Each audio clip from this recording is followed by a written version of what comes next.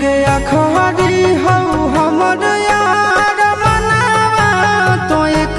बेर बात कर लगे हो गया खरी हो हमर यार मनावा तो एक बेर बात कर लगे हो गे सोना यारवा हो भरती पटनवा में आके मुलाकात कर लेगे आगे सोना यारवा हो भरती पटनवा में आके मुलाकात कर लेगे आगे चली जाइबौ छोड़ी के दुनिया विदाई अपने हाथ कर लेगे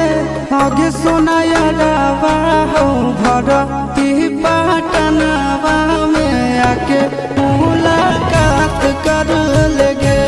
आगे सोना यारवा हो भरती पटनवा में आके मुलाकात कर लेगे।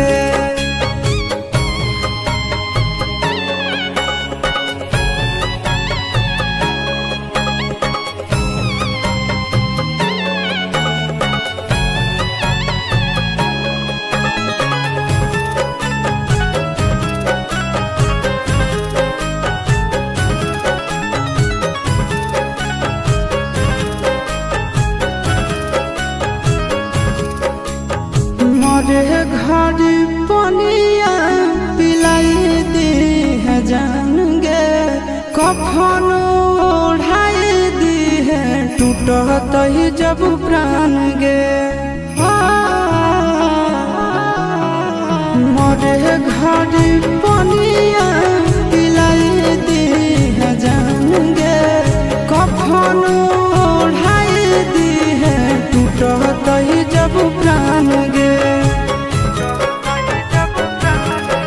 आगे हमारा से तोरा जाती प्यार होता भेंट साक्षात कर लगे आगे सोना यारवा हो भरती पटनवा में आके मुलाकात कर लेगे आगे सोना यारवा हो भरती पटनवा में आके मुलाकात कर लेगे।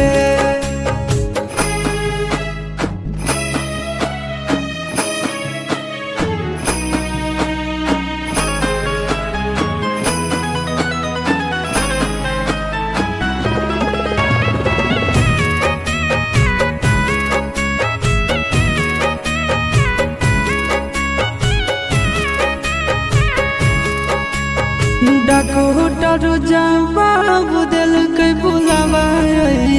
मौत के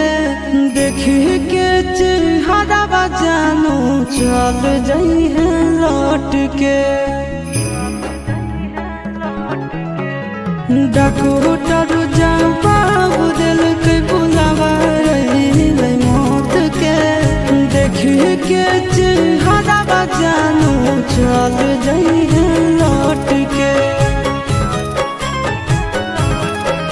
आगे अमन आलम गेला आशीष नंदन से औरी विश्वासघात कर लगे आगे सोना यार